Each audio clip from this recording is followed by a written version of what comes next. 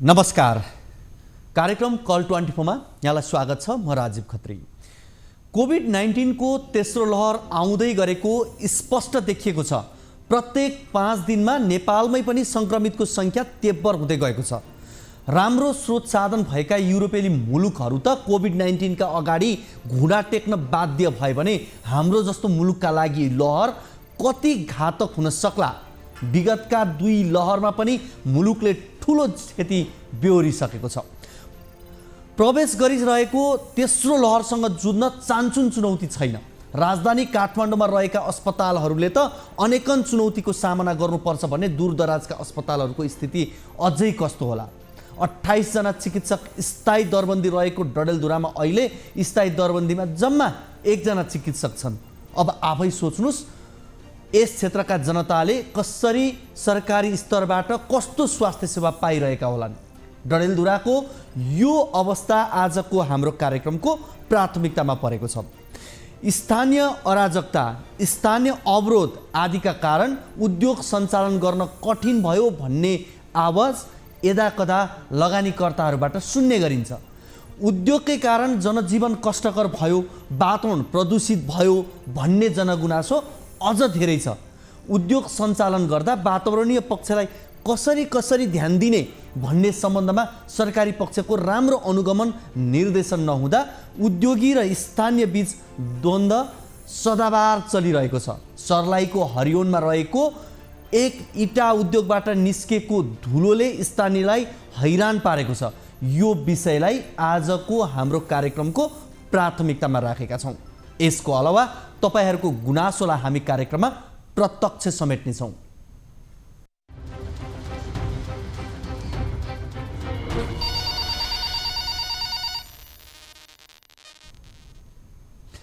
हामीलाई सम्पर्क गर्नका लागि हाम्रो टोल फ्री नम्बर रहेको छ 1660 01 12 424, एनसेल नम्बर 9801572424 र भाइबर नम्बर 9884 011 मा हामीलाई कल गर्न सक्नुहुनेछ। आफ्नो समस्या गुनासो कार्यक्रममा यहाँहरूले प्रत्यक्षसँग राख्न सक्नुहुनेछ। तपाईले राख्नु भएको समस्याको समाधान र जिज्ञासाको जवाब हामी कार्यक्रम कल 24 मा खोज्नेछौँ। अब सुरुवातमा लागौँ डडेलधुरा अस्पतालको यो प्रसङ्गतर्फ। विगत 5 दिन यता कोरोना संक्रमितको संख्या प्रतिदिन बढ्दै गएको छ। स्थिति जटिल बनेसँगै सरकारले देशभरका अस्पताललाई संक्रमणसँग जुझ्न सक्ने गरी तयार बस्न निर्देशन समेत दिएको छ। तर सुदूरपश्चिम प्रदेशको डडेलधुरा जिल्लामा रहेको सङ्घीय सरकार मातहतको एकमात्र डडेलधुरा अस्पतालमा आवश्यक जनशक्ति नहुँदा उपचारमा समस्या हुने गरेको छ। नयाँ भेरिएन्ट सहितको कोरोना फैलिन सुरु भएसँगै डडेलधुरा अस्पतालमा दक्ष जनशक्ति अभाव हुँदा त्यहाँका नागरिकले झनै शास्ति खेप्नुपर्ने अवस्था रहेको छ। डडेलधुराबाट टिभी जर्नलिस्ट उत्तर विष्टले पठाएको यो रिपोर्ट हेरौँ।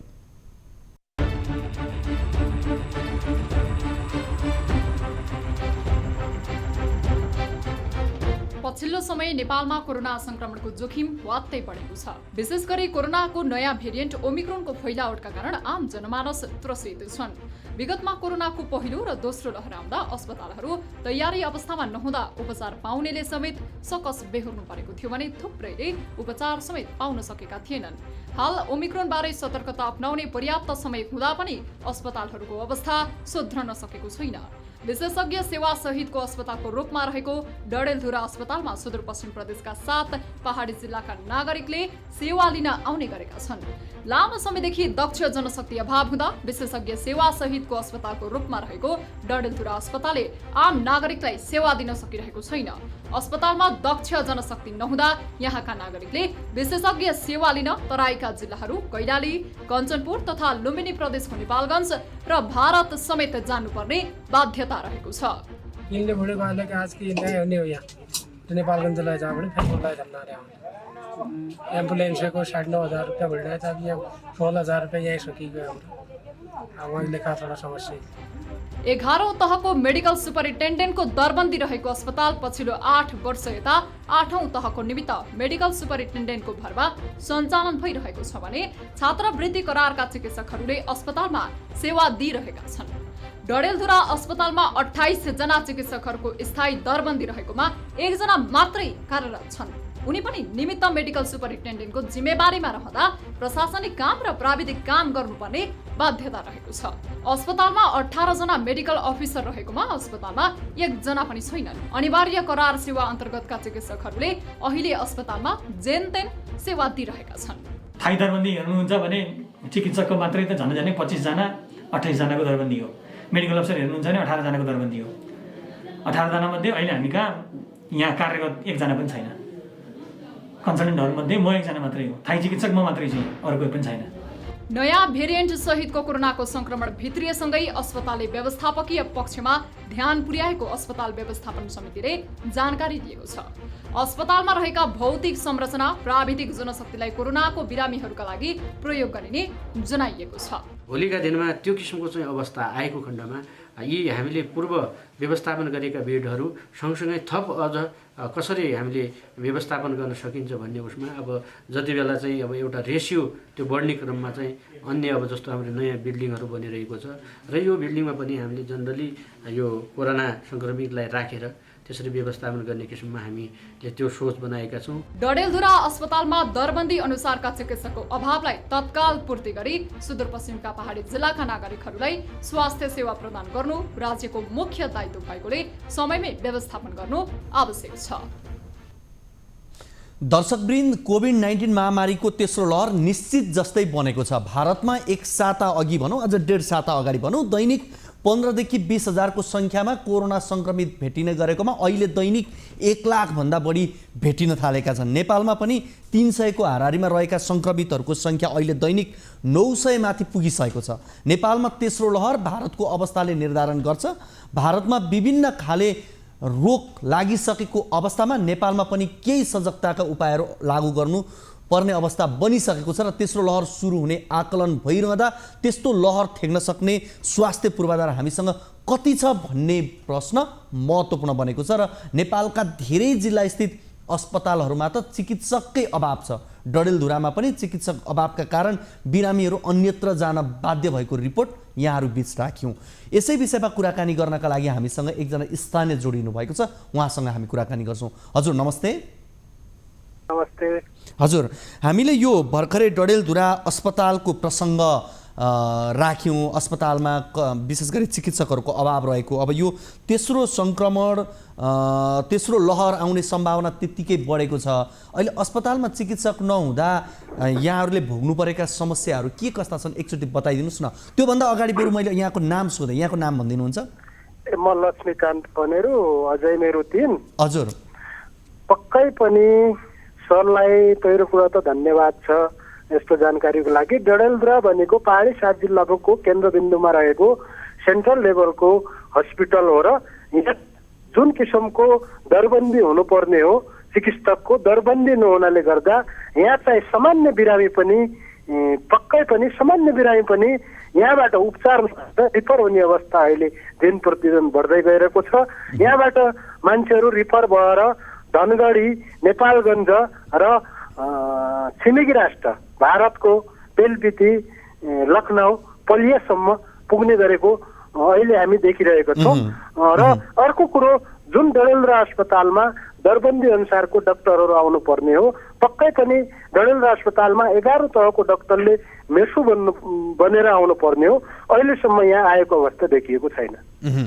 अब कोरोनाको तेस्रो लहरको सम्भावना त्यतिकै बढ्दैछ। अब यो समस्या हुन त अहिलेको मात्रै समस्या होइन, 8 वर्ष यता नै हेर्ने हो भने 8औं तहको निमित्त मेडिकल सुपरिन्टेन्डेन्टको भरमा सञ्चालन भइरहेको भनेर भनिएको छ। यस हिसाबले जसरी यहाँले जिल्लालाई जसरी चित्रित गर्नुभयो पहाडी जिल्ला, विकट जिल्ला भनेर गर्दै गर्दा पनि त्यसरी नै चिकित्सकहरूका सन्दर्भमा पनि पछाडि पारेको देखियो। यसले गर्दाखेरि अब हुन सक्ने तेस्रो लहरको यो जोखिममा अस्पतालले खेल्न सक्ने भूमिकासँग कतिको तपाईँहरू विश्वस्त हुनुहुन्छ?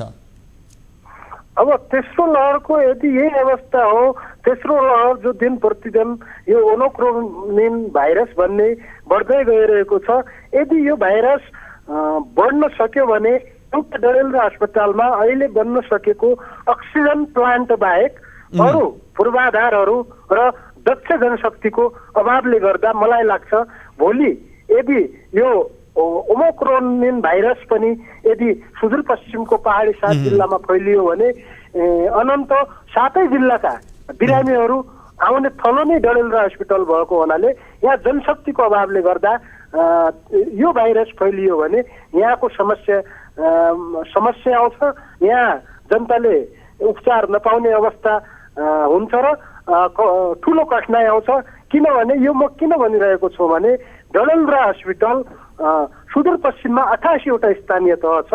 अहिले 88 वटा स्थानीय तह मध्ये 64-65 वटा स्थानीय तहसँग डाइरेक्ट केन्द्रमा रहेको हस्पिटलले गर्दा पनि यहाँ जुन किसिमको यो दरबन्दीको अभाव छ, डाक्टरहरूको अभाव छ, जसो जनशक्तिको अभाव छ र प्रशासनिक कुराहरू जसरी चल्न सकेको छैन। यदि यो सिस्टममा चल्ने होइन भने पक्कै पनि यहाँका बिरामीलाई अप्ठ्यारो महसुस हुन जान्छ। त्यही भएर हामी के अनुरोध गर्न चाहन्छौँ भने केन्द्रीय सरकार, प्रदेश सरकार र मिडिया लेभलबाट डडेलधुरा हस्पिटलको विषयमा एउटा दक्ष जनशक्ति पठाउनको लागि आह्वान गरिदिनुको लागि समेत हामी स्थानीय बासिन्दाको हैसियतले अनुरोध गर्दछौँ। हस्, यहाँको महत्त्वपूर्ण समय र संवादको लागि यहाँलाई धेरै धेरै धन्यवाद। धन्यवाद। हामीसँग डडेलधुराबाट स्थानीय हुनुहुन्थ्यो। त्यसै गरी हामीसँग यति बेला जोडिनु भएको छ डडेलधुरा अस्पतालका निमित्त मेसु चेतराज भट्ट। डाक्टर साहब, यहाँलाई कार्यक्रम कल 24 मा स्वागत छ। हजुर, धन्यवाद। भनौँ न। हजुर, अब हामीले यो अस्पतालमा दरबन्दी अनुसारको चिकित्सक नभएको भन्ने एउटा रिपोर्ट पनि भर्खरै प्रसारण गऱ्यौँ। हुन त यहाँले बाइट मार्फत आफ्नो भनाइ पनि राखिसक्नु भएको छ, तर पनि अझ भनौँ, अब भने जति चिकित्सक, स्थायी दरबन्दी अनुसारका चिकित्सक, अन्य कर्मचारीहरू नहुँदा यहाँहरूले अहिले भोग्नु परेका समस्याहरू के छन् एकपटक बताइदिनुहोस् न। अब हामी कहाँ स्वीकृत दरबन्दीमा भएको सिनियर कन्सल्टेन्टहरू चाहिँ करारबाट पदपूर्ति गरिएको छ। केही चाहिँ मन्त्रालय करारबाट छन्, केही चाहिँ अब हाम्रै स्रोतबाट पनि राखिएको अवस्था छ। मेडिकल अफिसरहरू चाहिँ अब हामी कहाँ कार्डियोलोजी र नेफ्रोलोजीमा चाहिँ 9 तहको दरबन्दी हो। त्यो चाहिँ अब मान्छे पुगेका छैनन्। हामी कहाँ अहिलेको लागि थाई चिकित्सक 3 जना भएर 4 जना छौँ अहिले हामी भनौँ न। तर हामी मास्टर्स गरेर कन्सल्टेन्ट भए तापनि 8औं तहकै सबैजना हुन्। बाँकी चाहिँ 9 तहको कन्सल्टेन्ट डाक्टरहरू लगभग हरेक डिपार्टमेन्टमा 1-1 जना, कुनैमा 2 जना 3 जनासम्म पनि भएको अवस्था चाहिँ अहिले छ। डाक्टर साहब, अब जस्तो छात्रवृत्तिमा करारका चिकित्सकहरूले अस्पतालमा सेवा दिँदा त्यसको प्रभावकारिता, जुन गुणस्तरको उपचारका कुराहरू हुन्थ्यो, त्यो सम्भव छ? होइन, त्यस्तो अब करारको डाक्टरहरूले केही कम दिने र थाहै हुने बित्तिकै केही बढी दिने भन्ने चाहिँ त्यो क्वालिटी अफ सर्भिसमा त खासै फरक पर्दैन। तर केही रेस्पोन्सिबिलिटीहरू हामीले भनौँ न, अब हामी म्यानेजरियल हिसाबले काम गरेर जो साथीभाइहरू हुन्छन् उहाँहरूले डेलिगेट गर्नु चाहिँ अलिकति सजिलो हुन्छ। थाई कर्मचारी भयो भने करारको डाक्टरहरूलाई अब त्यति रेस्पोन्सिबिलिटी दिन नमिल्ने अवस्था चाहिँ हुन्छ।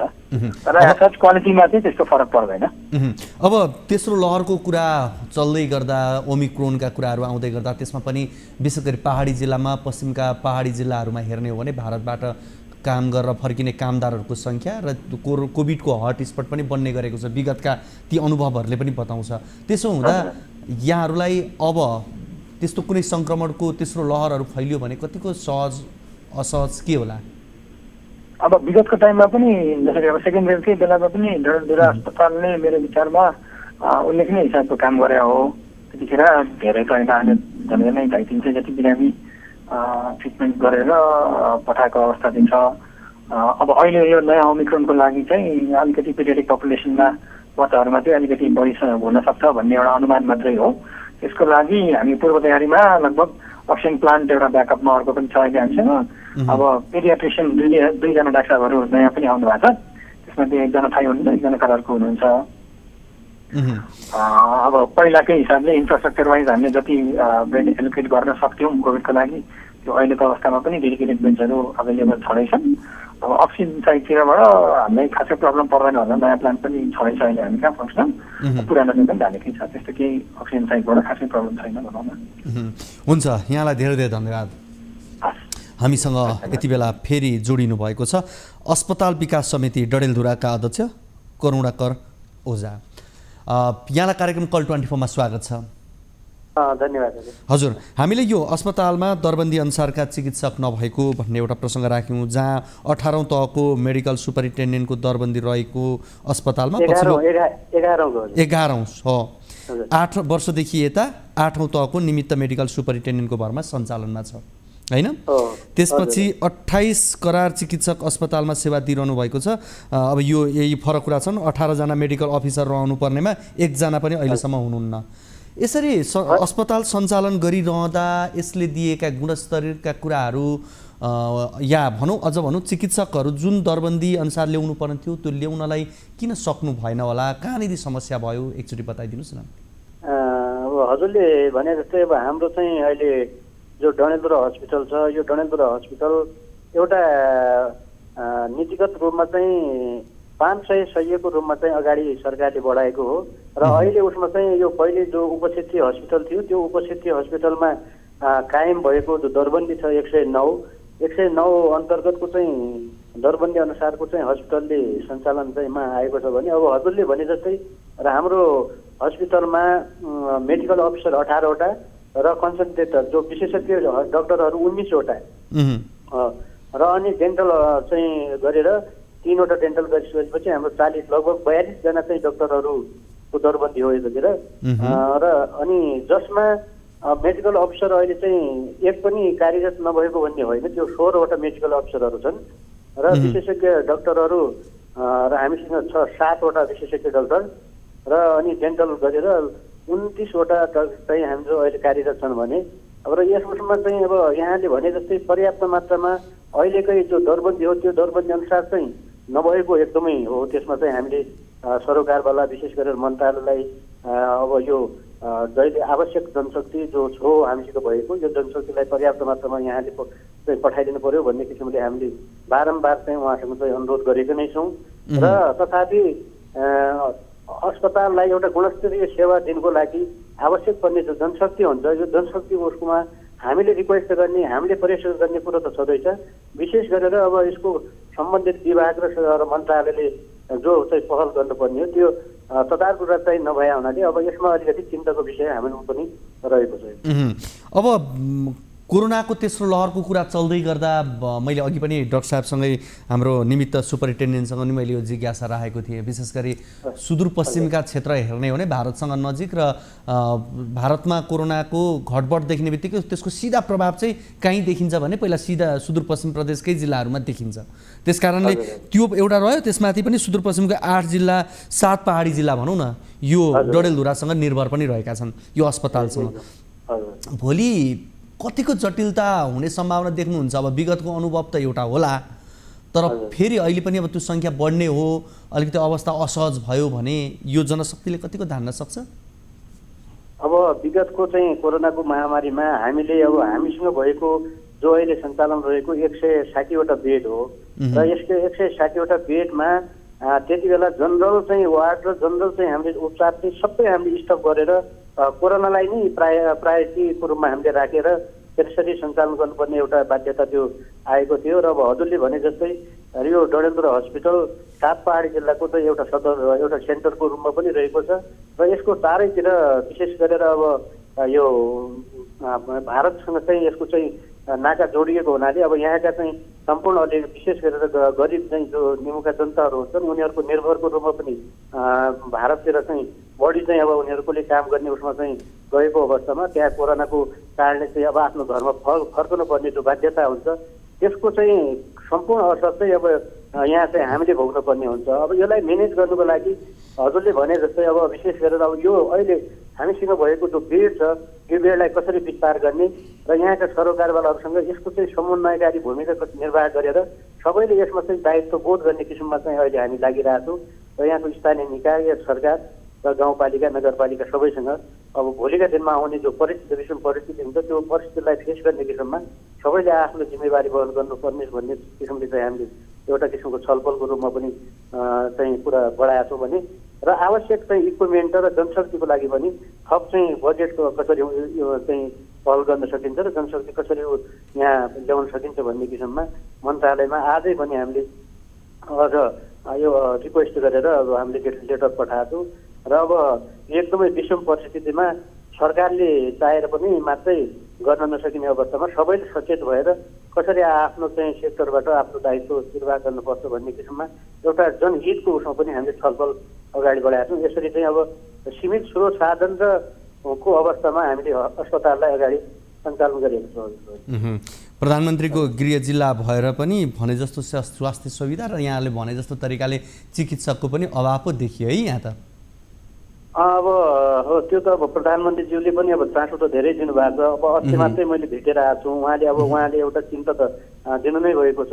तैपनि अब जिम्मेवारीमा बसेका हामीले पनि अब यहाँको समस्या हामीले गर्ने उसमा चाहिँ अब उहाँलाई पनि रिक्वेस्ट गरेर कसरी अब यहाँको चाहिँ जनताहरूलाई चाहिँ हामीले सहज किसिमले सेवा दिनुपर्छ भन्ने किसिममा लागिरहेको छौँ। पक्कै पनि अब प्रधानमन्त्रीज्यूले पनि चिन्ता लिनुभएको छ र अब केही यहाँको भएको समस्या चाहिँ अब समाधान होला भन्ने आशा पनि गरेको छौँ।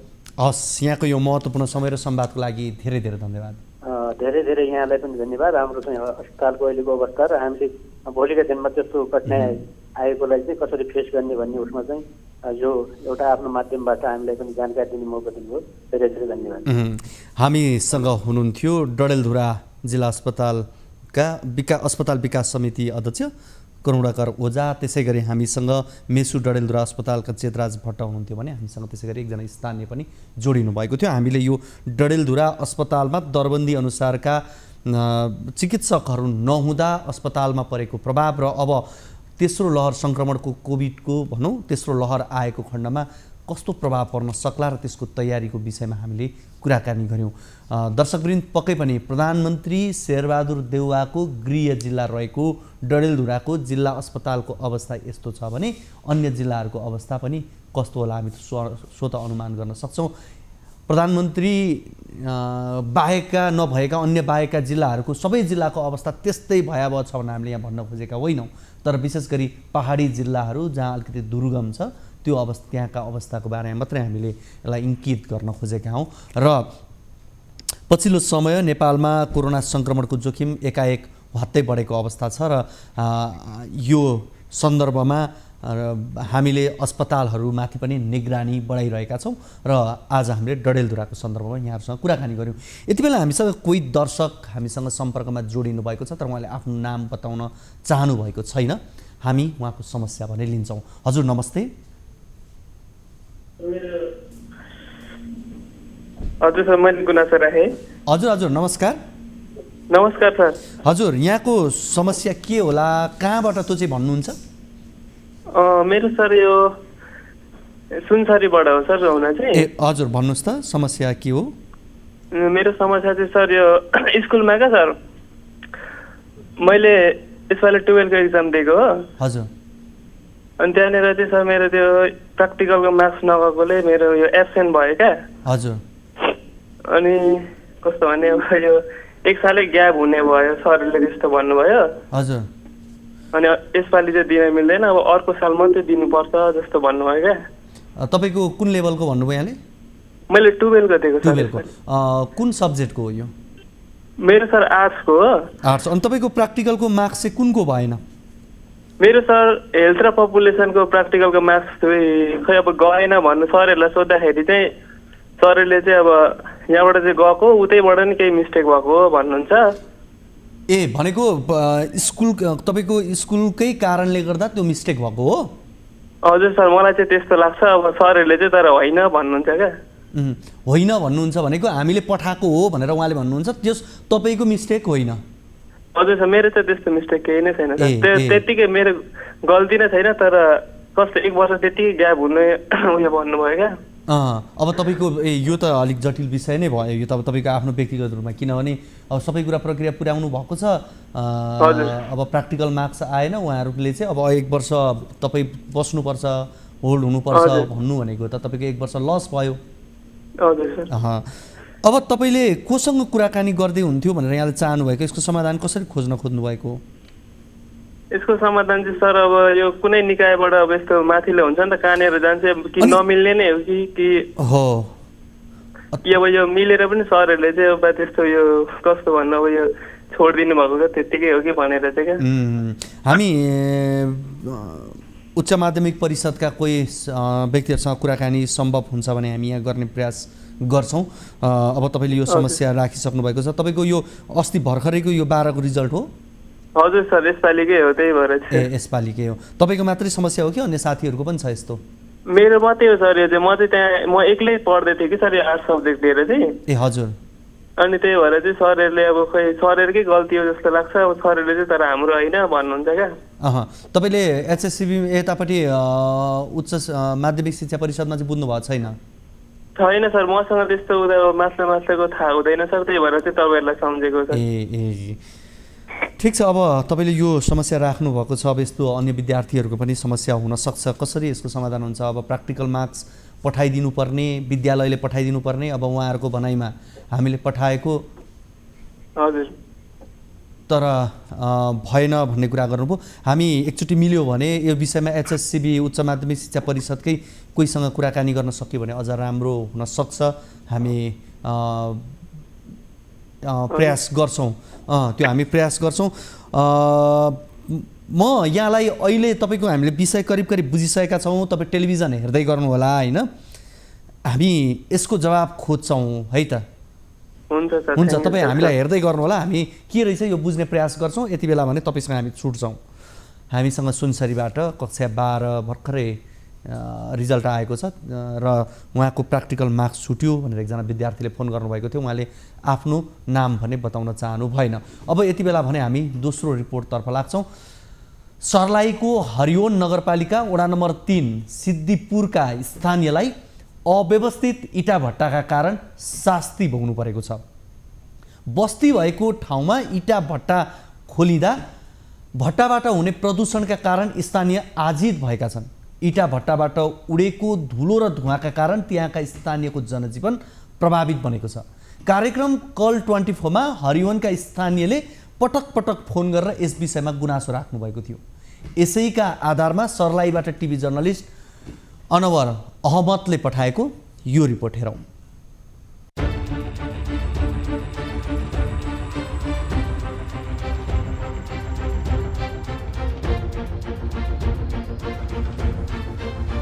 हरिवन नगरपालिका वडा नम्बर 3 सिद्धिपुरमा सञ्चालित इट्टा भट्टाको प्रदूषणले बाली नालीमा मात्र नभई एकमात्र खानेपानीको स्रोत इनार समेत प्रदूषित भइरहेको स्थानीयको आरोप छ। इट्टा भट्टा कार्यविधि अनुसार भट्टा बस्तीबाट कम्तीमा 4 किलोमिटर टाढा हुनुपर्ने नियम हुँदा कार्यविधि समेत मिचेर एउटै वडामा 8 वटा इट्टा भट्टा सञ्चालन गरिएको स्थानीयको भनाइ छ। घना बस्तीमा इट्टा भट्टा सञ्चालन हुँदा समेत सरोकारवाला निकाय मौन रहेको स्थानीयको गुनासो छ। बारम्बार स्थानीयले विरोध गर्दा समेत कुनै सुनुवाई नभएका कारण यहाँका बाली नालीमा क्षति हुनुका साथै पशु चौपाया समेत धमाधम मर्न थालेको उनीहरू बताउँछन्। पहिला बसोबास बसेको, पछि यहाँनिर भट्टा बसेको, हामीले बस्नु नदिँदा हामीले कुनै शक्ति पनि हाम्रो लागेन। उहाँहरूको पहुँचले उहाँहरूले राख्नुभयो। यसरी हामी सर्वसाधारणलाई एकदम दुःख शास्ति छ। कुनै पनि हिसाबले ठिक छैन। कुनै पनि बाली हाम्रो फस्टाएको पनि छैन। जनधनदेखि लिएर सबै क्षति भइरहेको छ। मालजाल पनि मरिने, तुइने, कुनै पनि नफस्टाउने, सक्सेस नहुने, कुखुराहरूलाई रोग लाग्ने, मान्छेहरू पनि गत सालभन्दा यो साल दोब्बर मरिएको अवस्था छ। 2073 सालदेखि नै स्थानीयले घना बस्तीमा भट्टा सञ्चालन हुनु हुँदैन भन्दै विरोध गर्दै आएका थिए। तर नगरपालिकादेखि अन्य सरकारवाला निकायले समेत आफूहरूको पीडा नबुझेको स्थानीयहरूको भनाइ छ। स्थानीय तहदेखि मन्त्रालयसम्म आफ्ना पीडा राख्दा समेत कसैले चासो नदेखाएको गुनासो उनीहरूको छ। प्रदूषणका कारण गाउँमा क्यान्सरका बिरामी समेत बढेको उनीहरू बताउँछन्। यस वर्ष जतिजना मृत्यु भएको छ नि क्यान्सरबाटै भइरहेछ। फेरि कुनै पनि त्यो अरू रोगबाट भएको छैन। सबै मान्छे क्यान्सरबाटै भइरहेछ। अब प्रदूषणले हो कि न अब केले हो त्यो चाहिँ अब तपाईँहरूले नै हजुरहरूले नै अब सोच्नु होला। प्रदूषण बढ्यो भने के हुन्छ होइन। अब हामीले जतिसुकै उ गऱ्यो भने उद्योगपतिसँग हामी उ गर्न सकेन। तपाईँहरूले अब यो कुरालाई चाहिँ पहल गरिदिनु होला। भट्टाको धुलो र धुवाका कारण सफा गरेर सुकाउन राखिएको लुगा कालो हुने, इनारको पानी प्रदूषित हुने लगायत चौपाया समेत बिरामी पर्ने गरेका छन्। बस्ती नजिक रहेका सबै इट्टा भट्टा बन्द गरिनुपर्ने स्थानीयको माग छ। इनारमा धुलै धुलो, अब यो कोइलाको धुलो, माथिको खरानीहरू झर्ने, लुगा सुकाएर राख्यो, धुलै धुलो। अब मालवस्तु फर्स्याउँदैन, टमाटर हेरेर टिप्न गयो, खरानी धुलै धुलो, सागसब्जी हेरेर त्यस्तै धुलो। हामीलाई यो बन्द गराउनु, अरू हामी चाहिँदैन। हामीलाई यो इँटा भट्टा बन्द गराउनु पर्यो। इट्टा भट्टामा अधिकांश भारतको यूपी र बिहारबाट मगाइएका कामदारहरू कार्यरत छन्। कामदारहरू सधैँभरि रक्सी सेवन गरेर हो हल्ला र झैझगडा गरी सामाजिक सद्भाव समेत खलबलाउने प्रयास गर्ने गरेको स्थानीयको आरोप छ। नगरपालिकाले प्रत्येक इट्टा भट्टाबाट प्रति इट्टा रु 35 देखि 55 पैसासम्म कर लिने गरेको छ। करकै लागि नगरपालिकाले जनताको समस्यालाई बेवास्ता गर्दै आएको स्थानीयको आरोप छ। 2073 सालमा नगरपालिका भरिमै जम्मा 5 वटा इट्टा भट्टा सञ्चालनमा थिए। अहिले भने वडा नम्बर 3 मा मात्रै सिद्धिपुरमा 8 वटा इट्टा उद्योग सञ्चालनमा छन् भने हरिवन नगरपालिकाभित्र करिब 19 वटा इट्टा भट्टा सञ्चालनमा छन्। दर्शकवृन्द, हामीले यो सर्लाहीको हरिवन नगरपालिका वडा नम्बर 3 को जहाँ इटा भट्टाहरू अव्यवस्थित तरिकाले सञ्चालनमा आएका छन् र स्थानीय यसबाट आजित भनेको प्रसङ्ग यहाँहरू बीच राख्यौँ। यो विषयलाई हामीलाई विशेष गरी कार्यक्रम कल 24 मा त्यहाँका स्थानीयले फोन गरेर पटक पटक यसमा जानकारी गराउनु भएको थियो र उहाँले गराउनु भएको जानकारीका आधारमा हामीले विगतमा पनि विशेष गरी हरिवन नगरपालिका वडा नम्बर 3 का वडा अध्यक्ष दीपमान लोप्चन्दसँग पनि हामीले कुराकानी गरेका थियौँ र आज उहाँसँग त्यतिखेर कुराकानीका क्रममा उहाँले जसरी यसलाई प्रस्तुत गर्नुभएको थियो फोन मार्फत भन्नुभएको थियो, हामीले यो विषयलाई फलोअप गर्छौँ र त्यहाँको सत्य तथ्य कुरा के हो हामी बाहिर ल्याउँछौँ भनेर हामीले हाम्रा टिभी जर्नलिस्ट मार्फत यो विषयलाई आज हामीले ल्याएका हौँ। र जहाँ सुरुका दिनहरूमा केही मात्रामा इटा भट्टाहरू रहेको भए पनि अहिले एउटै ओडामा त्यो पनि धेरै मात्रामा उद्योगहरू सञ्चालन भइरहेको भनेर भनिएको छ र हामीले त्यो भिजुअल मार्फत पनि यहाँहरूलाई देखायौँ। विशेष गरी एउटै ओडामा 8 वटा इटा भट्टा सञ्चालनमा रहेको पनि त्यहाँ छ र हामीले यस विषयमा स्थानीय विशेष गरी भीमबहादुर ब्लोनसँग हामीले यस अगाडि पनि कुराकानी गरिसकेका हौँ।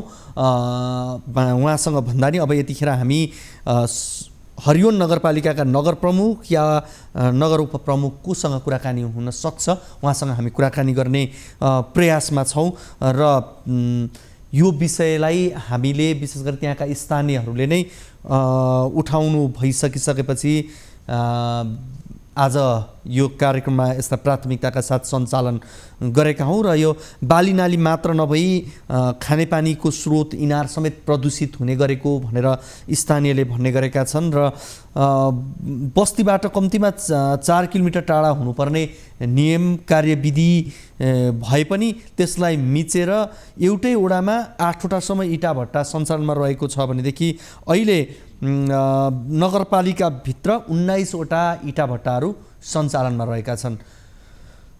यति बेला हामीसँग हरिवन नगरपालिका कि नगर उपप्रमुख रेणुका पौडेल हामीसँग जोडिनु भएको छ फोन सम्पर्कमा, उहाँसँग कुराकानी गर्छौँ।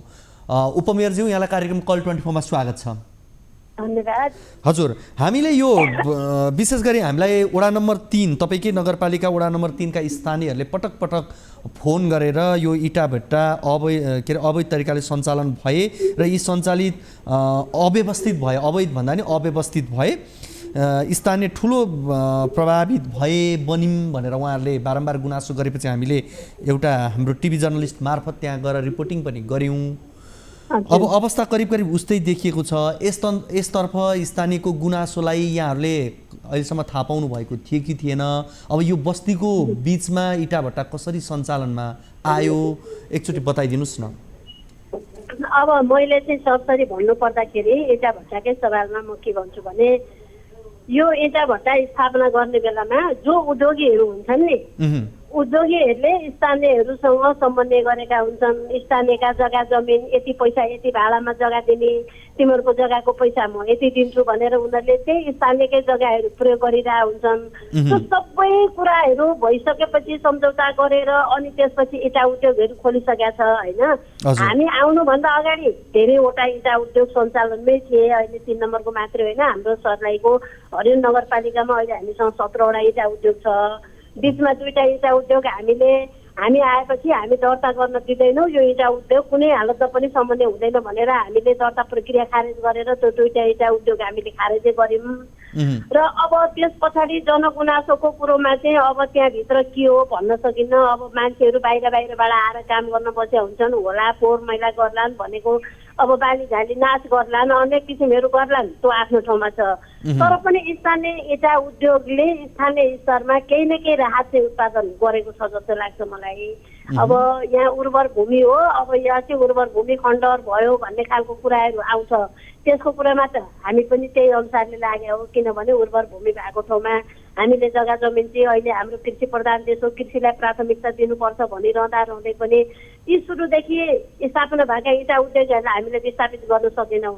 हामीले आधुनिक तरिकाले इटा उद्योग तीमध्ये सञ्चालन गर्नुपर्छ भनेर सुरुका दिनहरूमा पनि हामीले जानकारी गराएकै हो र त्यो अनुसारले अब अहिले अब बिचमा हामी इटा उद्योग हेर्न चाहिँ अलि अगाडि गएको थिएँ, तर अहिले यो बिचमा म इटा उद्योगको कुनै ठाउँमा पनि म पुगेको पनि छैन। मेरो स्वास्थ्यकै कुरो भन्नुपर्दा म इटा उद्योगमा गएको भनेको चाहिँ बाल श्रमिकहरू त्यहाँ काम गर्दैछन्, ती बच्चाहरूको अपडेट दिन त म भर्खर 1-1.5 महिना अगाडि पनि म 2टा इटा उद्योगमा पुगेर आएँ होइन।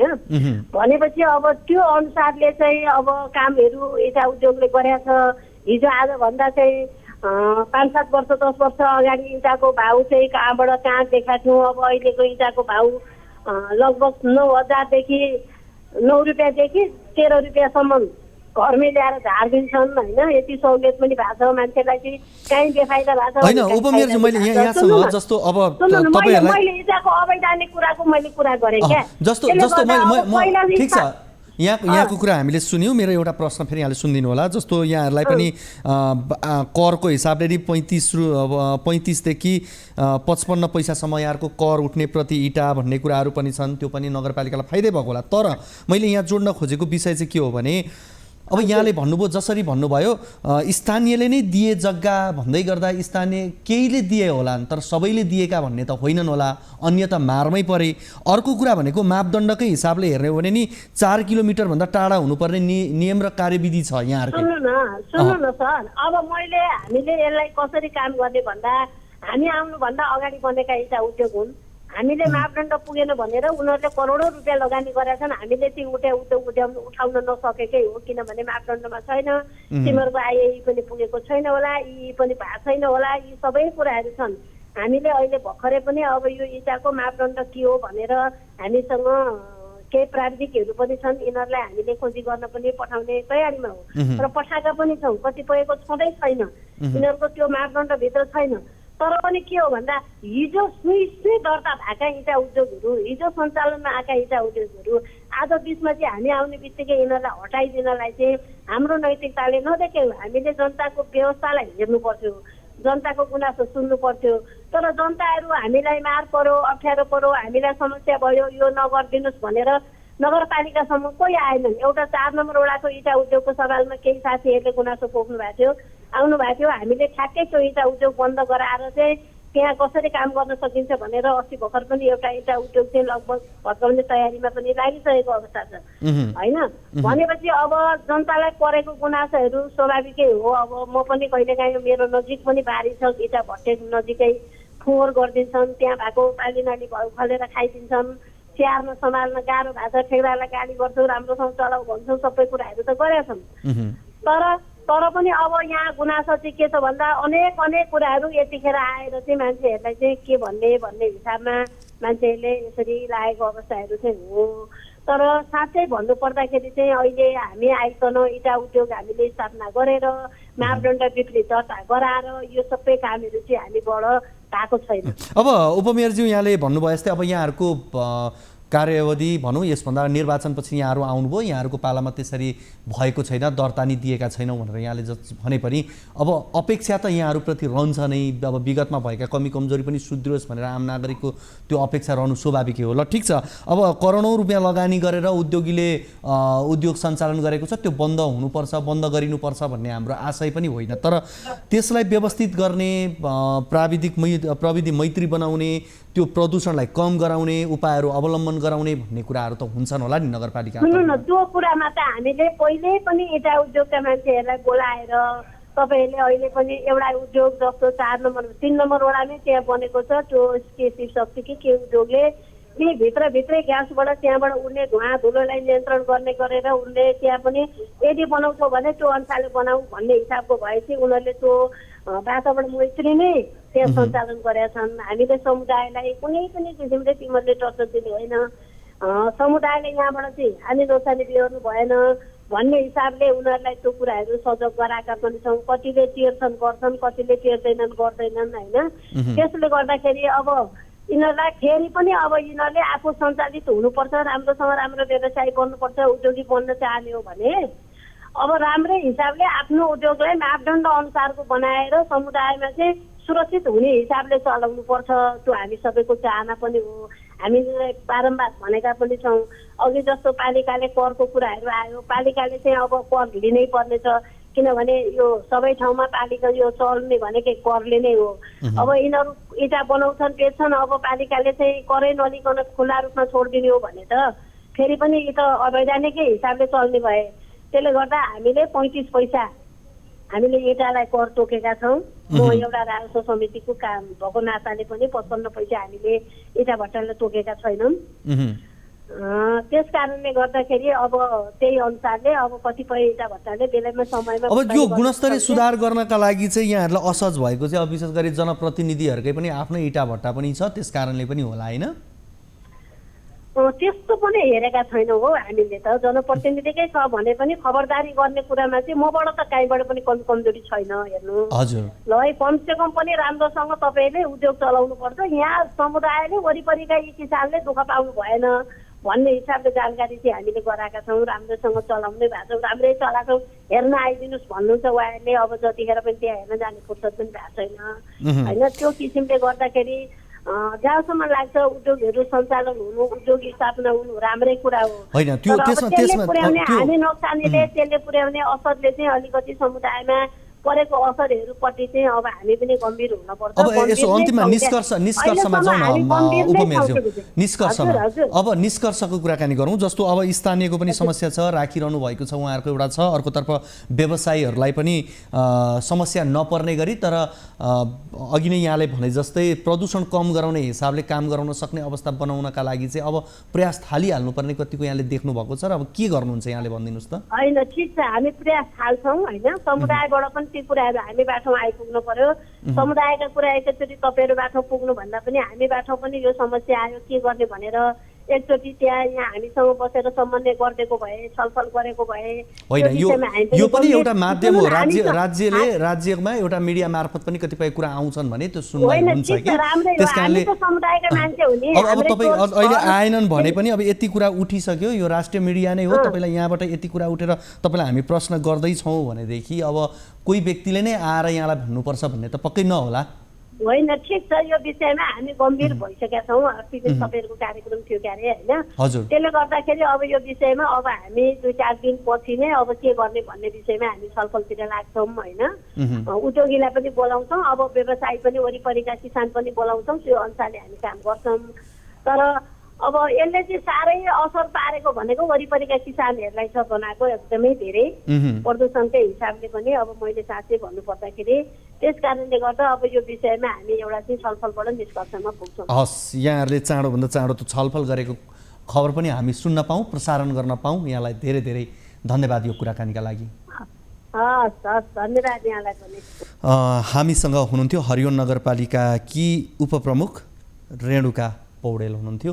उहाँसँग हामीले यो हरियोन नगरपालिका विशेष गरी वडा नम्बर 3 मा बढी मात्रामा इँटा उद्योग रहेको र यसले पुर्याएको प्रदूषणबाट पारेको प्रभावको विषयमा हामीले कुराकानी गऱ्यौँ। हामीलाई स्थानीयहरूले पनि पटक पटक त्यहाँबाट फोन गरिरहनु भएको थियो भने हाम्रो टिभी जर्नलिस्ट मार्फत स्थलगत रूपमा तयार पारिएको यो रिपोर्ट पनि हामीले केही समय अगाडि यहाँहरू बिच राख्यौँ र त्यसैको आधारमा रहेर हामीले कुराकानी गऱ्यौँ।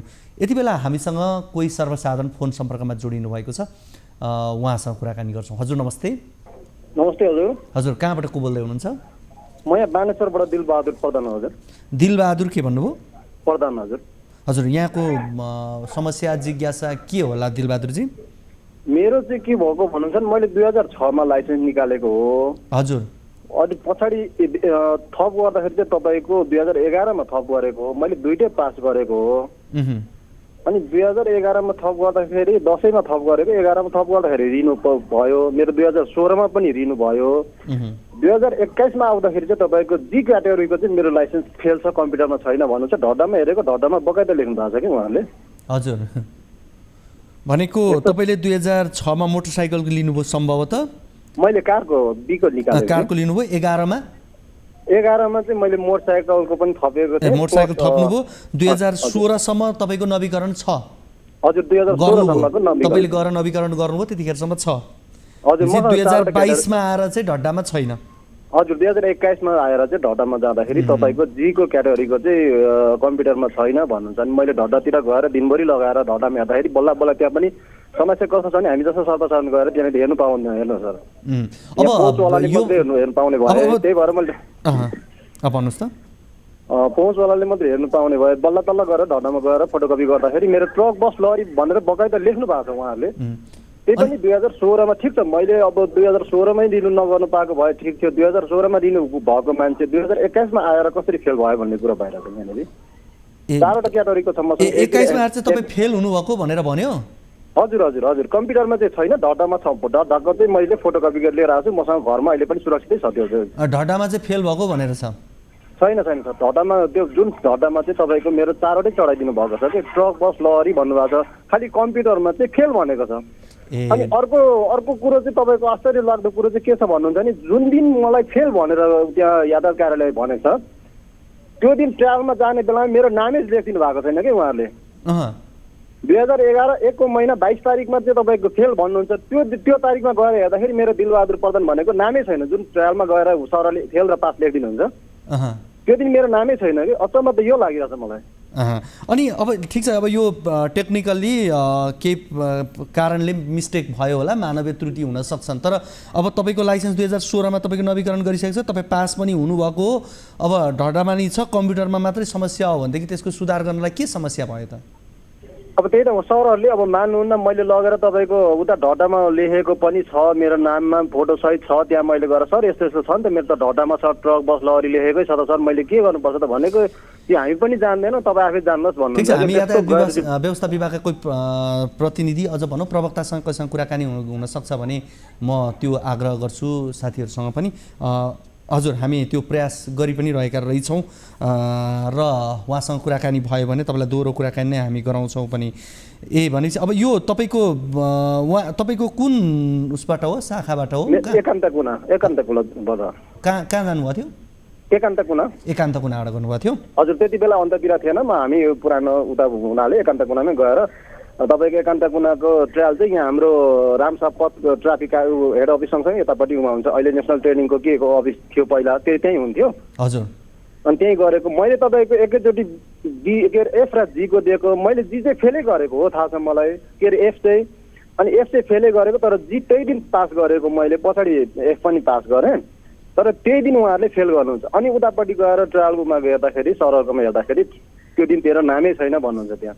फेरि अब त्यहाँको कर्मचारीहरूको अब गल्ती भयो होला, यो अब दुखी गरिबलाई अलिकति सहयोग गर्ने भन्ने माग्न छैन, थाहा छैन सर, हुँदैन 1.5 घन्टा 2 घन्टा त्यहीँ उभाइदिनुहुन्छ त्यतिकै। अब के हो तरिका हामी पनि बुझ्दैन। हेर्नुहोस् हामी जस्तो सर्वसाधारणले त त्यति भनेर पनि केही लाग्दैन रहेछ। ठिक छ, अब तपाईँले यो समस्या राख्नु भएको छ, हामी यस विषयमा बुझ्ने प्रयास पनि गरिरहेका छौँ। फोन उठिएन भनेर मैले यहाँ जानकारी पाएको छु, प्रवक्तासँग हामी कुराकानी गर्ने प्रयासमा थियौँ। ठिक छ, तपाईँले यो समस्या राख्नु भएको छ, यस विषयमा हामी बुझ्ने प्रयास गर्छौँ। तपाईँको समस्यालाई हामीले करिब सबै बुझिसकेका छौँ। आगामी कार्यक्रममा या यही कार्यक्रममा आजै सम्भव भएसम्म आज, भएन भने हामी पछिल्ला कार्यक्रममा समेट्नेछौँ। कुराकानी गरिदिनु भयो, यहाँलाई धेरै धेरै धन्यवाद। यहाँले दिलबहादुर प्रधान भन्नुभयो है तपाईँको ठेगाना? ठेगाना चाहिँ बानेश्वरै हो तपाईँको? होइन, मेरो भोजपुर हो। भोजपुर हो। हुन्छ दिलबहादुरजी, यहाँले समस्या राख्नुभयो, धन्यवाद यहाँलाई। हामीसँग दिलबहादुर प्रधान हुनुहुन्थ्यो नयाँ बानेश्वरबाट। आज हामीलाई 2 जना दर्शकहरूले फोन गर्नुभएको थियो। विशेष गरी उहाँले 2वटा समस्या अलिक फरक छ। एउटा एचएससिबीसँग उच्च माध्यमिक शिक्षा परिषदसँग भनौँ त्यहाँसँग सम्बन्धित विषय थियो, त्यो विषयमा पनि हामीले बुझ्ने प्रयास गरिरहेका छौँ। त्यहाँ कुराकानी हामीले गर्दा प्रवक्ताज्यू म मिटिङमा छु भनेर भन्नुभयो भन्ने मैले जानकारी प्राप्त गरेको छु। तर पनि हामी लाइभमा नभए पनि उहाँसँग यो विषयमा बुझेर यसको समाधान के हुन सक्छ भनेर हामी बुझ्छौँ। विशेष गरी हामीलाई धरानबाट एकजना विद्यार्थीले फोन गर्नुभएको थियो। कक्षा 12 को प्र्याक्टिकल मार्क्स उहाँको छुट्यो, कलेजले छुटाइदियो या उच्च माध्यमिक शिक्षा परिसरमै कुनै प्राविधिक कारणले छुट्यो थाहा छैन, तर कलेजले उहाँलाई 1 वर्ष अब बस्नुपर्ने भयो, कुर्नुपर्ने भयो भनेर भन्नुभयो भनेर उहाँले जानकारी गराउनु भएको थियो। यसमा हामीले बुझ्ने प्रयास गरिरहेका छौँ, तर प्रवक्ताज्यूले अहिले मिटिङमा छु भनेर उहाँले बताउनु भयो भन्ने मैले जानकारी पाएको छु। यसै गरी हामी यातायात व्यवस्था विभागका सम्बन्धित व्यक्तिहरूसँग पनि कुराकानी गर्ने प्रयासमा छौँ, तर त्यो सम्भव हुन सकेको छैन। यति बेला हामीसँग कोही सर्वसाधारण फेरि फोन सम्पर्कमा जोडिनु भएको छ। हजुर नमस्ते। हजुर नमस्ते। हजुर नमस्ते। हजुर कहाँबाट को बोल्दै हुनुहुन्छ? म चङ्के शेर्पा हो। हजुर म चङ्के शेर्पा हो। तपाईँको आवाज अलिकति बुझिएन। यहाँ गाडीमा छु हजुर, अनि अहिले त्यति आउँदैन। नाम के हो तपाईँको? हजुर तपाईँको नाम के हो भन्नुहोस् त? हजुर भन्नुभएको? हामी उहाँसँग अलिकति उहाँ कतै व्यस्त ठाउँमा हुनुहुन्छ, गाडीमा कतै हुनुहुन्छ, उहाँसँग हामीले कुराकानी गर्न सकेनौँ। फेरि पनि उहाँसँग हामी जोडिने प्रयास गर्छौँ या बुझ्ने प्रयास गर्छौँ। कार्यक्रम कल 24मा छौँ। तपाईँको पनि कुनै समस्या गुनासोहरू छन् भने हामीलाई सम्पर्क गर्न सक्नुहुनेछ। हाम्रो टोल फ्री नम्बर रहेको छ 166001 12424, त्यसै गरी एनसेल नम्बर 980115 72424 र भाइबर नम्बर 9884011037 मा हामीलाई कल गरेर सक्नुहुनेछ। तपाईँका कुनै पनि समस्या गुनासोहरू छन् भने हामीलाई यहाँले राख्न सक्नुहुनेछ र फोन या भाइबर तपाईँलाई जुन माध्यमलाई सहिलो लाग्छ त्यही माध्यम यहाँले उपयोग गर्न सक्नुहुनेछ। र हामी यहाँलाई आग्रह गर्छौँ, तपाईँले यो कार्यक्रम अवधिमा मात्रै कल गर्नुपर्छ भन्ने छैन, अन्य समयमा पनि हामीलाई फोन गरेर आफ्नो समस्या गुनासो यहाँले राख्न सक्नुहुनेछ। र विशेष गरी हाम्रो भाइबर नम्बरमा तपाईँसँग कुनै पनि भिडियोहरू छ, तपाईसँग फोटो या कुनै इभिडेन्स फाइलहरू छ भने त्यो पनि हामीलाई यहाँहरूले भाइबर नम्बरमा पठाउन सक्नुहुनेछ र आफ्नो समस्या गुनासो राख्न सक्नुहुनेछ। तपाईँले राख्नु भएको समस्या गुनासोमाथि केन्द्रित रहेर हामी जवाब खोज्ने प्रयास गर्छौँ र हामीले यस्तै किसिमको तपाईँले समस्या राख्नुपर्छ भनेर भनेका छैनौँ। तपाईँले भोगिरहनु भएको तपाईँको व्यक्तिगत समस्या, सामाजिक समस्या, तपाईँको समुदायमा, तपाईँको स्थानीय तहसँग सम्बन्धित कुनै पनि तपाईँको दैनिकीमा कुनै पनि समस्याहरू परिरहेको छ भने त्यो तपाईँले निर्धक्कसँग राख्न सक्नुहुनेछ। हामी सम्बन्धित निकाय मार्फत जवाब खोज्ने प्रयास गर्छौँ। कहिलेकाहीँ प्रत्यक्ष कार्यक्रममा तपाईँहरूले प्रत्यक्ष राख्नुभएको समस्याको समाधान तत्कालै खोज्न सक्दैनौँ, तर पछिल्ला कार्यक्रमहरूमा त्यसलाई हामी जोड्दै जाने प्रयास पनि हामी गर्छौँ। यति बेला कोही दर्शक हामीसँग फोन सम्पर्कमा जोडिनु भएको छ, उहाँसँग पनि कुराकानी गर्छौँ। हजुर नमस्ते। हजुर नमस्ते। News 24 kilo news.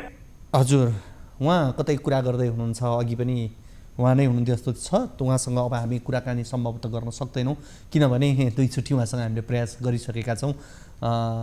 फोन हामी एउटा आग्रह पनि यहाँलाई गर्छौँ, विशेष गरी फोनमा तपाईँले फोन लगाइसकेपछि कुराकानी गरिसकिसकेपछि अन्यत्र कुराकानी गर्नुभयो भनेदेखि हामी त्यो कुराकानी गर्न हामीलाई असम्भव हुन्छ र भिडभाड या नेटवर्कको समस्या भएका ठाउँबाट पनि कुराकानी गरिदिनु भयो भने हामीलाई असहज हुने गर्छ र त्यो तपाईँले राख्नुभएको समस्या हामी राम्रोसँग सुन्न सक्दैनौँ र जवाब खोज्न पनि सक्दैनौँ।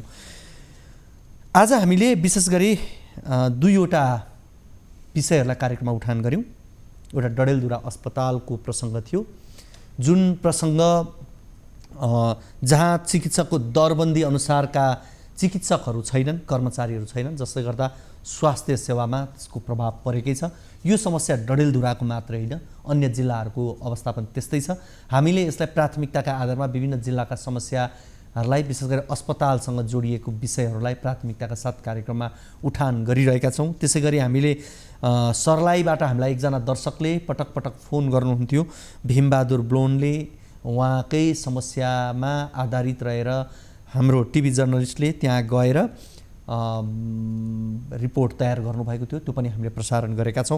त्यसै गरी हामीलाई केही दर्शकहरूले राख्नुभएको समस्याको समाधान खोज्न बाँकी नै छ, त्यसलाई हामी भोलिका कार्यक्रमहरूमा जोड्ने प्रयास गर्नेछौँ। आजको कार्यक्रमको निर्धारित समय भने सकिसकेको छ। मैले यहाँलाई अघि नै भनिसकेँ, भोलिका कार्यक्रममा हामी अन्य विषयहरू लिएर आउने नै छौँ। तबसम्मका लागि बिदा दिनुहोस्। हवस् त, नमस्ते।